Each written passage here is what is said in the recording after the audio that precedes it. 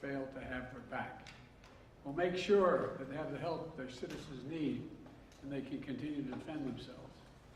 You know, the world's seen appalling images. Thousands of rockets in a space of hours raining down on Israeli cities. I got up this morning, started this at 7:30, 8 o'clock, my calls. Hamas terrorists crossing in Israel, killing not only Israeli soldiers, but Israeli civilians. In the street, in their homes, innocent people murdered, wounded, entire families taken hostage by Hamas. Just days after Israel marked the holiest of days in the Jewish calendar. It's unconscionable.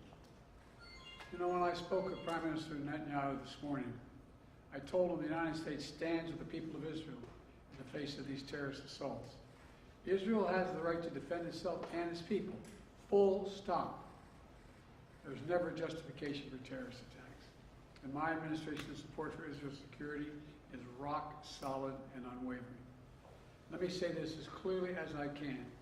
This is not a moment for any party hostile to Israel to exploit these attacks to seek advantage. The world is watching. I've also been in contact with the King of Jordan, spoken with members of Congress, directed my national security team to engage with their Israeli counterparts, military to military, intelligence to intelligence, diplomat to diplomat, to make sure Israel has what it needs. I've also directed my team to remain in constant contact with leaders throughout the region, including Egypt, Turkey, Qatar, Saudi Arabia, Jordan, Oman, the UAE, as well as our European partners and the Palestinian Authority.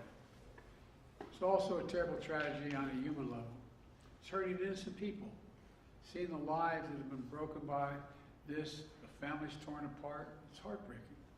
And Jill and I are praying for those families who've been impacted by this violence. We grieve with those who've lost their loved ones, lost a piece of their soul. We have hope for swift recovery for many who have been wounded. We're going to remain in close touch with Prime Minister. I personally am going to remain in close contact with Prime Minister Netanyahu as this situation continues to develop.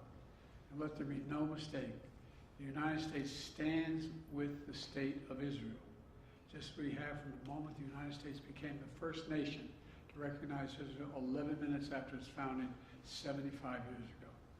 Thank you very much. Mr. President, was there an intelligence failure in the lead up to this attack?